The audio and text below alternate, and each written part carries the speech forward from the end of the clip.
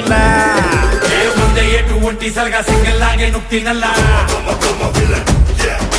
ಹೆಜ್ಜೆ ಇಟ್ರೆ ಸೋಲೆ ಇಲ್ಲ, ಸಾವಿಗಂತೂ ಹೆದರೋನಲ್ಲ.